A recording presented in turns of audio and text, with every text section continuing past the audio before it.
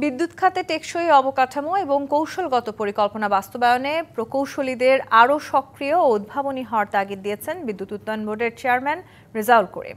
Bangladesh water and power engineering অ্যাসোসিয়েশনের এক সেমিনারে তিনি বলেন, বিদ্যুৎ খাতে উন্নয়নে কেবল আধুনিক প্রযুক্তি যুক্ত করলেই হবে না, প্রকৌশলীদেরও দক্ষতা বৃদ্ধিতে মনোযোগী হতে হবে। বলেন, দক্ষ জনশক্তির অভাবে বিভিন্ন প্রজেক্টে বিদেশি কনসালটেন্ট নিয়োগ করতে হয় এখনও। বিদ্যুৎ খাতের টেকসই উন্নয়নে নিজস্ব প্রকৌশলীরা কাজ করবে বলেও আশাবাদ জানান তিনি। এর আগে সেমিনার জুড়ে বিদ্যুৎ খাতের নানা সমস্যা ও সম্ভাবনা তুলে ধরেন বক্তারা।